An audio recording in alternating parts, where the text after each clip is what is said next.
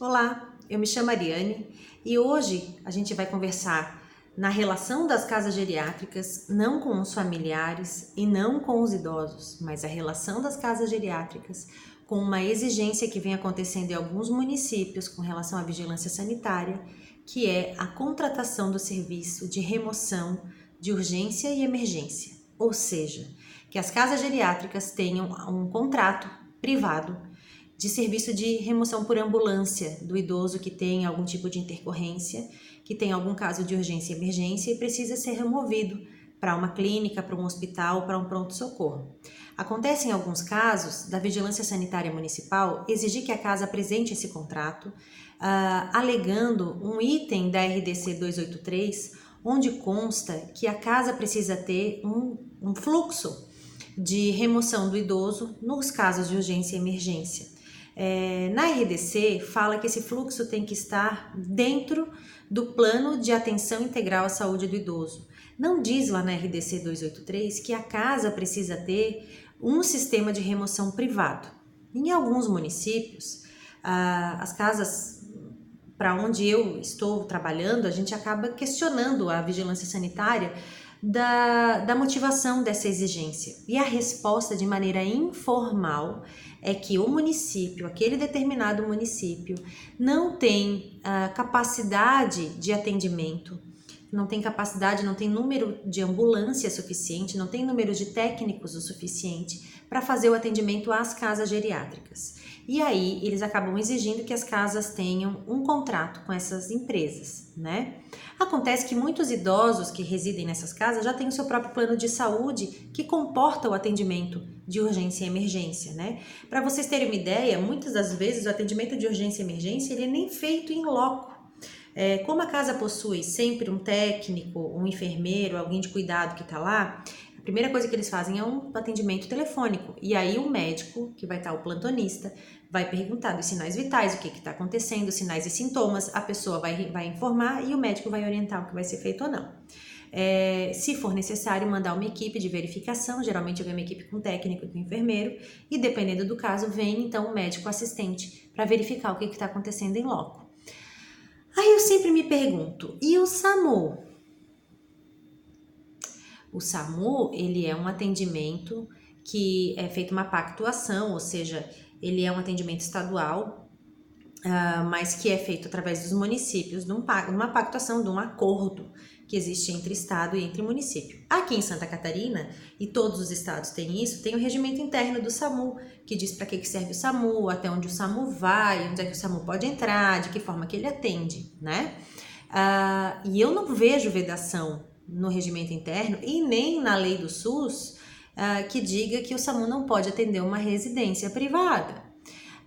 Em algumas consultas que eu fiz com algumas vigilâncias sanitárias, a resposta é: se a ILPI existe oferecendo um serviço de atendimento à saúde, ela deve ter esse serviço contratado porque ela assumiu o compromisso de atender a saúde do idoso. O que é um erro, porque a casa geriátrica ela não é uma clínica e ela não é um local de atendimento de saúde. A casa geriátrica ela é uma residência.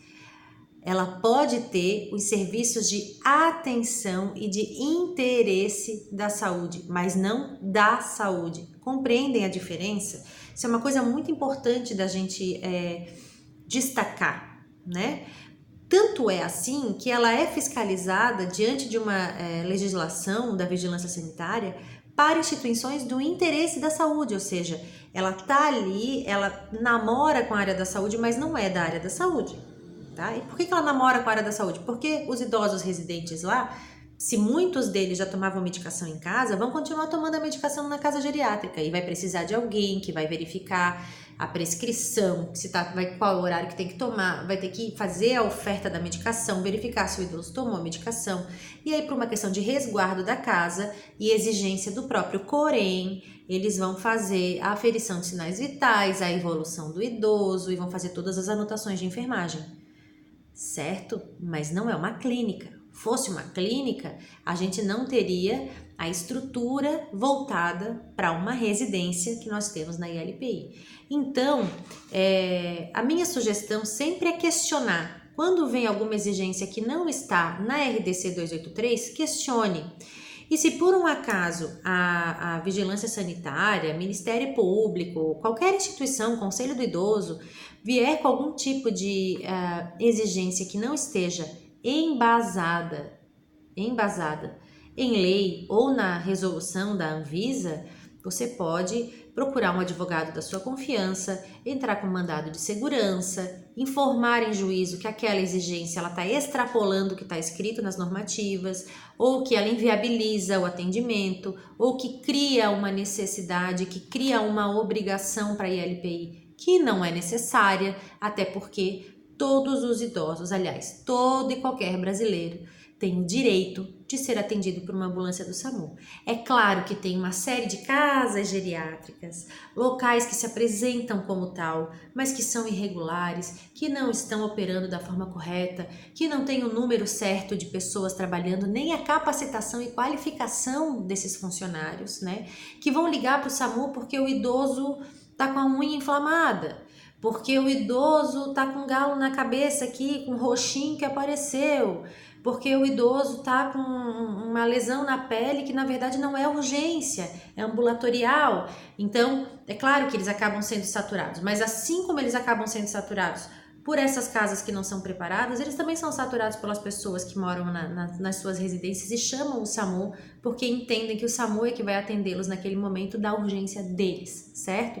Muito mais importante que exigir a contratação de um serviço de ambulância de remoção, muito mais importante seria que o próprio SAMU, que a Vigilância Sanitária, que as secretarias municipais de saúde, que a Secretaria Estadual de Saúde fizessem ações de educação da sociedade para que eles entendam até onde vai o atendimento do SAMU, até onde vai a responsabilização de cada um de nós para buscar o nosso próprio atendimento, tá certo? Então, questionem. Quando vier exigência sobre a contratação de ambulância, questione e aí vai ficar a critério da casa.